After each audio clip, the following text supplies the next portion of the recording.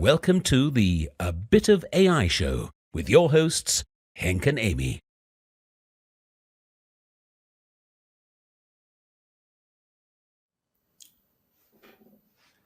Hi everyone, and welcome to the 12th A Bit of AI show. My name is Henk Boelman, and I'm a white male with brown hair wearing glasses, and today I'm wearing a red shirt with a robot on fire. And hi everyone, my name is Amy. I'm a female with long blonde hair and I'm wearing a light blue top because it's got a little bit more summery here, which is quite nice. But also, Henk, what a week, right? Busy week with Build, Microsoft Build. So if anyone has not had a chance, there is still sessions going on. So go to mybuild.microsoft.com. Yeah, it was great. Did you see the keynote with Scott in the cinema? I did. I didn't catch the end, so I do need to go back and just watch a little bit of it. I had to go off and do something else. I also quite enjoyed the Kevin Scott keynote as well, kind of the future of technology. It really just opens your mind to all the things that people are working on in this space. Exactly. I still have to see that one. There was just too much going on. Definitely put that one. I also enjoyed the keynote or the session with Cassie and Seth talking about MLOps and all the new changes in Visual Studio Code and with Azure ML service and how you can deploy your models and then have like route 10% traffic to that one and 60% to that, all with GitHub Actions. So that was really cool. Yeah. So definitely go to mybuild.com and check out these sessions. We will put some links at these episodes for some relevant sessions if you're in AI. So once again, welcome to the A Bit of AI show. And this show is all about the story behind the people that work in AI. Because in our job, we meet so many people around the globe and we realize that there are so many different skill sets involved in creating this full AI solution. So in this show, we invite people that work with AI from all over the world, and we just have a chat about what they're actually doing during the week. So this is the 12th episode, and we couldn't be more excited to start talking with our guests and learn about what they do. So in this show today, we have two items. We start with our guest Eve to chat about her life in AI, and then finally we dive into an AI learning challenge of the week. I'm curious what that one is going to be this week. So as always, all the links are available on the website abitofai.show. And don't forget, after the show, you can join us in a Bit of AI cafe, where it's kind of an informal chit chat for 30 minutes after the show. You can chat with myself and Henk, but you're probably going to want to speak with our guest today. Absolutely.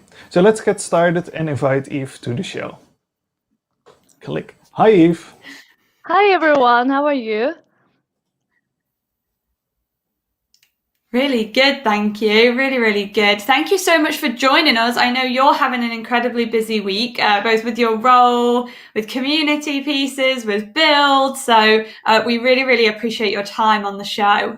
It's great to kind of hear from you and also see you. We often work with you quite a lot. Yes, we haven't met for a while, I think, and it's really great to be in the show today. So I'm very happy that you got me a chance. Of course. And well, I guess we know you very well, Eve, but can you tell all of our audience who you are and what you do in AI? Sure, thank you. So I'm Eve Bardi. I am working as a consultant right now at Avnad.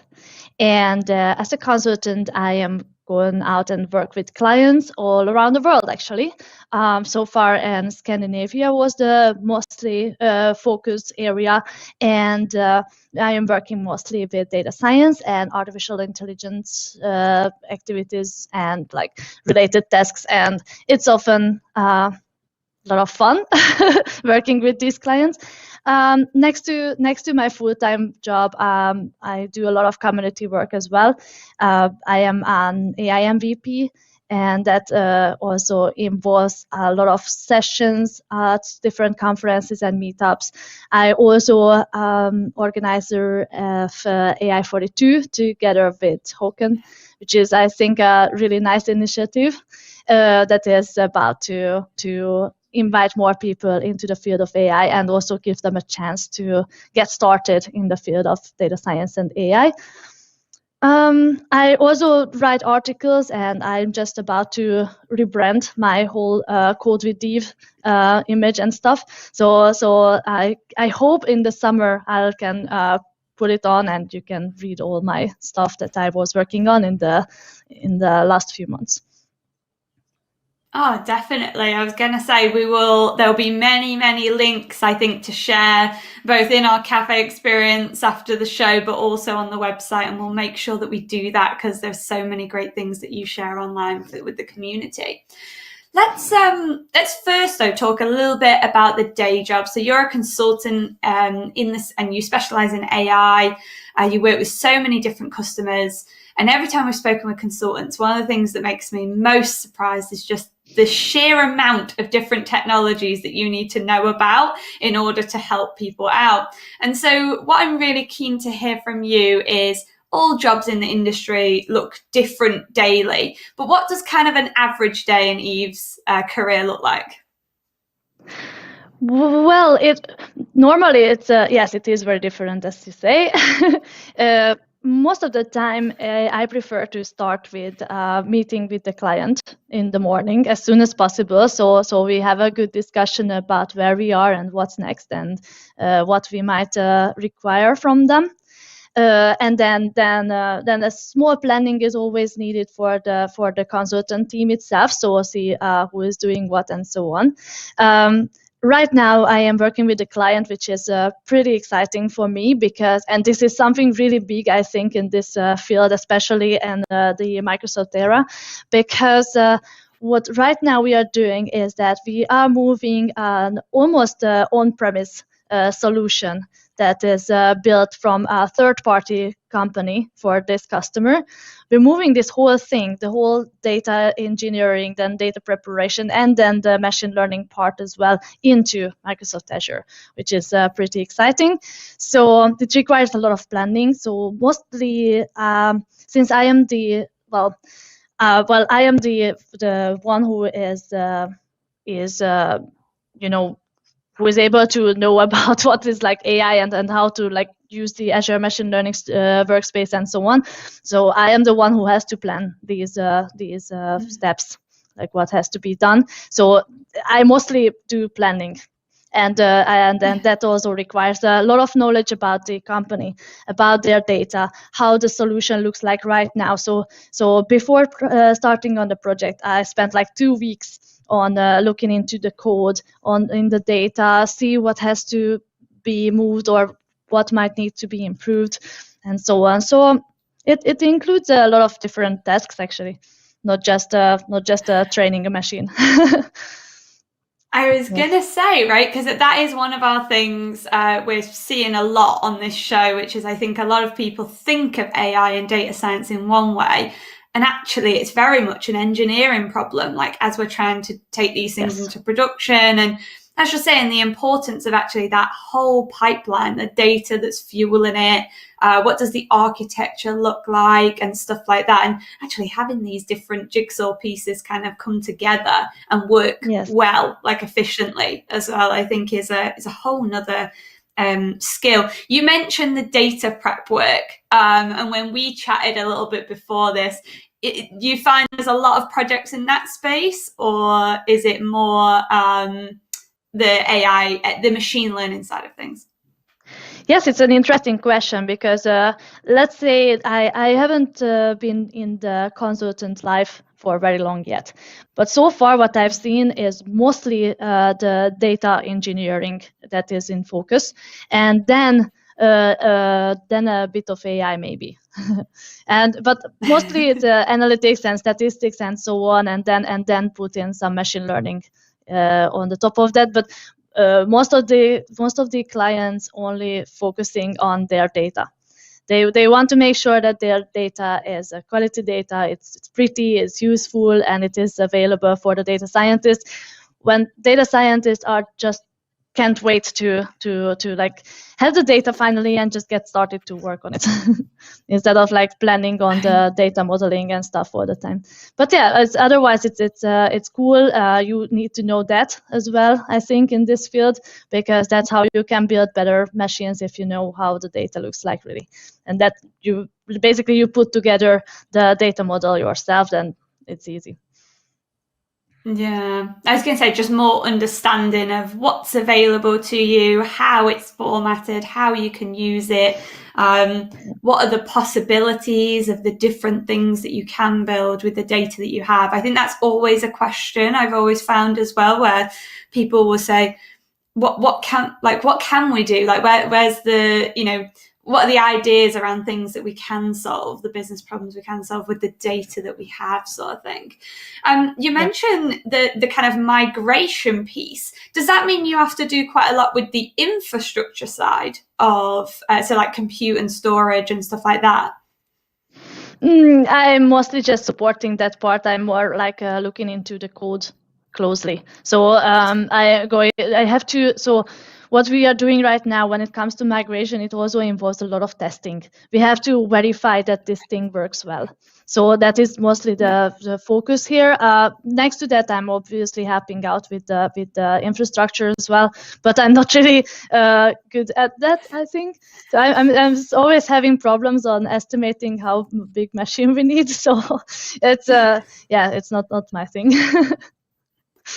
So. I know, if I'm honest, like when we've done like Azure fundamentals and I did like a developing Azure solutions a while ago, like certification, that part of it, that infrastructure side is always the bit where I have to spend the most time, like anything that's serverless, anything that's data and machine learning, no worries. But then like, the whole side of infrastructure, things like Active Directory, stuff like that with identity. I find security very interesting, but I'm not an expert, sort of thing. So it's good to hear that, where that line is drawn as well there, because otherwise, like I said, like sometimes when someone says I'm a consultant, I'm literally like, you should know everything. How do you like hold all that knowledge? Yeah. And I like that always, that every time I go to an exam or in a consultant situation, like I have to answer something to the customer right in that moment when they ask you this question in that call specifically, and you would prefer to sit down and start drawing stuff on a paper and start calculating stuff and like spend some hours on it, but no, you have to put it on the table right away sometimes. So it's Oh gosh. Nerves of steel, Eve, nerves of steel. Let's move on a little bit, because I know a lot of the time in your customers, you have to share a little bit of learning with them. So they need to be able to understand kind of when you leave what's going on still. And that learning has kind of expanded into the AI community. And that's how we know you so well. Can you tell us a little bit more again about what you do with the community work? Yes, and before doing so, let me just mention that sometimes it's not just sharing knowledge with the client. It's not important because of that you might leave or whatever. It's also important that they see what you're doing while you're working there. I think it's important to mention here for someone who wants to become a consultant. It's always very important to be very transparent about what you're doing. And if you tell the customer what you're doing, like explain it, how does it work and such, then you're in a good way. But yes, in my free time, I do a lot of sessions, and I'm doing a lot of community work, like including mentoring, like speaking, of course, and I often just offer some learning opportunities for people, just like AI42. And this all came from the idea that I, first of all, wanted to be someone who people can rely on, or be like a role model in this field a bit. And I think it's also, from my point of view, it is important to give a chance to people, because I also started like that I was doing something, but I at some point had no idea what would I do with my life, and then I needed help. and everyone needs some help, of course. Some people need some mentors. Some people are okay with just going on courses or whatever. For me, it was really, really good that I had people around me who could guide me and help me through my path. So I think that's important to, from my point of view as well, to be a person who people can, have behind them. So That is so great. So I want to know a little bit how you got into the field of AI. What is your story? Ooh, well, my story is like a fairy tale. I always refer to it like that. It started from back in Hungary, because I'm originally from Hungary, actually, and I started my studies there long time ago. and I was learning some software. What was it called? It's like software engineering, something or something like that. It was called, and I often had the feeling, and I, not just a feeling, it was actually, I knew it, that some of my teachers didn't like me. Well, not specifically me, but they didn't like the idea that women learn programming, and especially engineering, these things. So I just said that, okay, I don't want to work like this. I don't want to feel ashamed all the time when I'm doing something. So I decided to come to Denmark, and I started my studies here as well, like in parallel. And I did a lot of well, not a lot, but like 2 diplomas in Denmark, and then in parallel with that, I finished a master's on MIT on data science and AI. But like that path was very funny, because I came to Denmark, and at that time I was learning programming only, this software engineering, computer science, and such. And at some point I was like, I don't want to be just a programmer. I don't want to spend my life with it's just not me, sitting in front of the computer the whole day and write code the whole day. It's exciting. I enjoy it when I do so, but not like every day, right? So I was like, okay, what should I do? So I was okay, let's search for something, and I literally wrote in to this search panel the 3 keywords that were important to me at that time. That was mathematics, programming, and healthcare. And then it dropped out this word that I think I heard it for the first time, maybe at that time. It was called data science. And I'm like, wow, that sounds cool. And like, wow, what is that? And I started to learn. And that's how I started with data science and AI. My first final project for the first diploma in Denmark was about neural networks, digit recognition. That was quite a big thing at that time, because Microsoft didn't have this custom vision thing yet at that time. So I wrote my own code on Python. I actually did have to set up the infrastructure. I had to put together a training machine, and then another one for validation as well. And then there was one so it was like a big project. And then my second project was something that you might heard about already, the Nepal earthquakes project. That was that I started on in 2017, something, I think. Yeah. So and then I don't know, like a spark. At some point, I managed to go to some conferences also with this project, because it apparently was a very interesting one. I think it was also because at that time the Azure Machine Learning Studio and then the workspace was always like a big thing, and that project was focusing on introducing these tools to you. And at that time it was only Jupyter notebooks, and then suddenly came the Azure notebooks, and then now the workspace with all these things. So I could just move through this project in 3 years. So so it's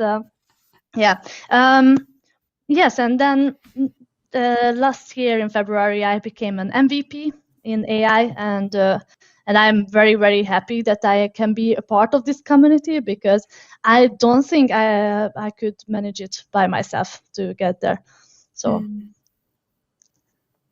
so thank you. It is a very interesting story. Very interesting. So let's move on to like my next question. So what is your most annoying thing about your role in AI? I'm not sure if we could call it annoying. But it's more like surprising sometimes, I think. When people come to you and say things like whatever I do, I take other people's job. That's my favorite one.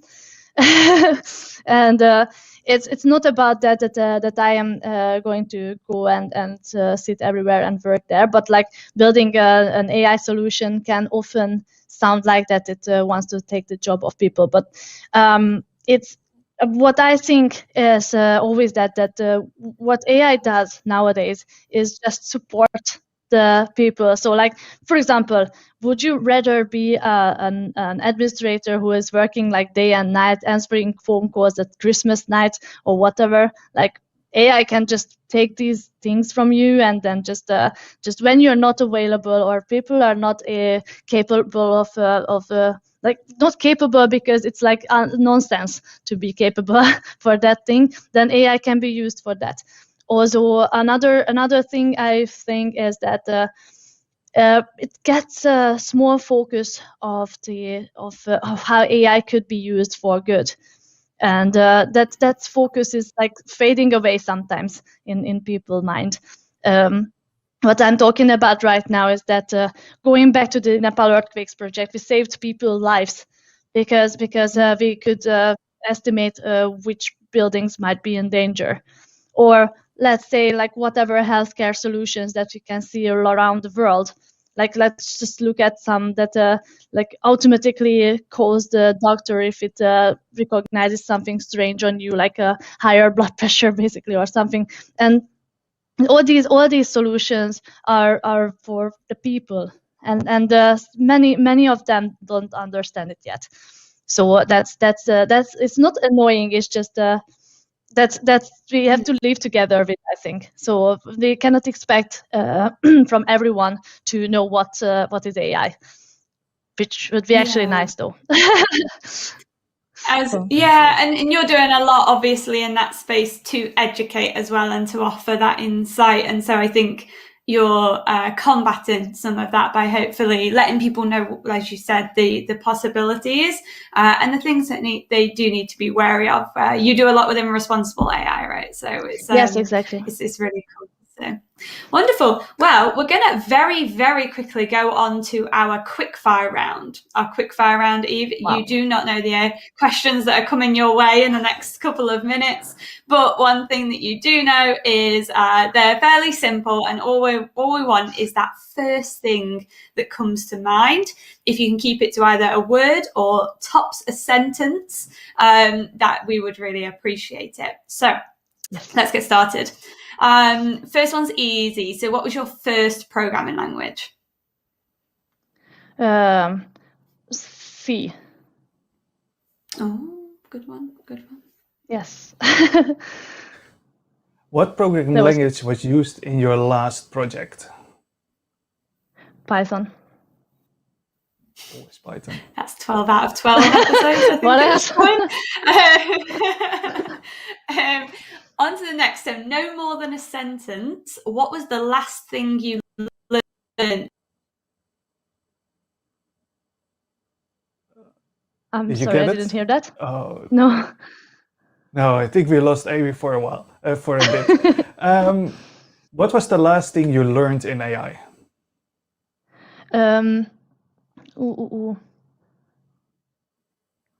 I just give me a second, because it was not the reinforcement learning stuff, but after that, no, I think that was the last thing. Yeah, reinforcement learning in gaming. I think that was the latest. Oh yeah, I saw that talk together with Ellen, right? Yeah. Yes. Yeah, that one was cool. Your favorite event on the AI calendar? Oh, can I say 2? Yes, okay. Well, 3 actually. No, just joking. All right. Or obviously a bit of AI. It's pretty cool. No, but AI 42 I think is very useful to those who want to learn AI, and global AI community events. That is these three. I think it's pretty useful for those who want to get started in the field. Maybe. Yeah. That Amy's was more back. than a sentence. Hi, Beck. Hi, Amy. So A small let's- blooper. So I will continue. What area of AI is on your list to skill up on next?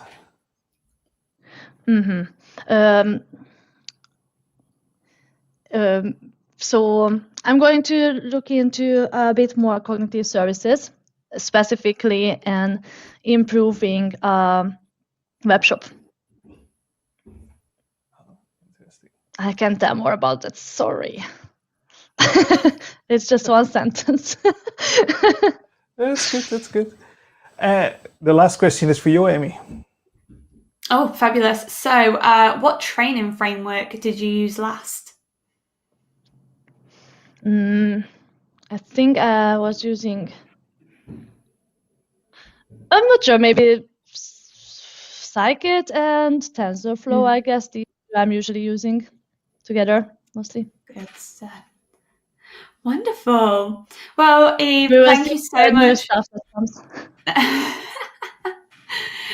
You did a fantastic job, even though I missed a short part of that quickfire round. But thank you so much for taking part today. It's been an absolute pleasure to speak with you.